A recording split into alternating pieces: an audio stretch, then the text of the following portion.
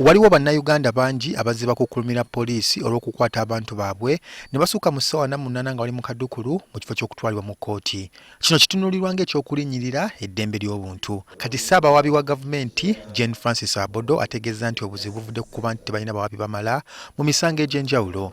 Naye ate bw'otunulira police crime report ekulaga nti nno buli mwezi poliisi eweereza DPP cases 1,110.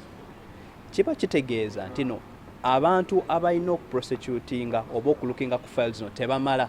The last financial year, this financial year, we were able to recruit 100 state attorneys, but that number is still very low because of the number of judicial officers. Because ideally, every judicial officer should have 2 prosecutors, one appearing before them, and the other one should be in office waiting for the police to bring those files where suspects are in custody.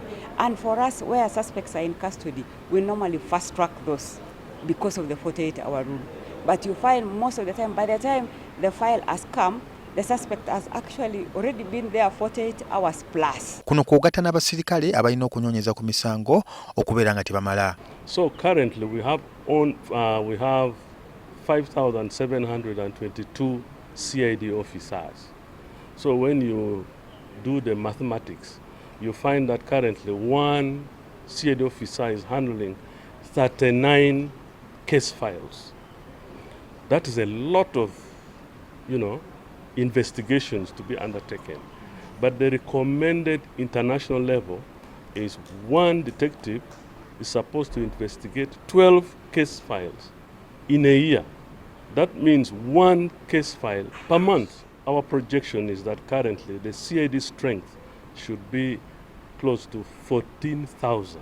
Amyuka Ssaabaduumizi wa poliisi avunaanyizibwa ku by'okunoonyereza James Ochaya atubuulidde nti ne ssente zeetaagisa okunoonyereza ku misango egimu egize giwaabibwa bwe zitaliiwo. We have the capacity internally, sometimes we don't have. So some of this evidence that you collect from the scene, some has to be taken abroad for analysis, especially where we don't have the capacity.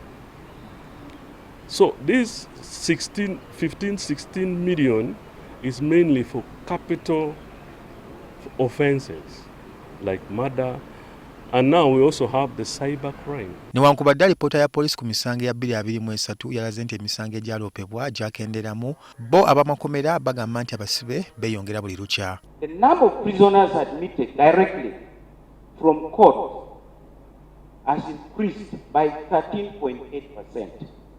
From 88,768 to 100,988 in 2023.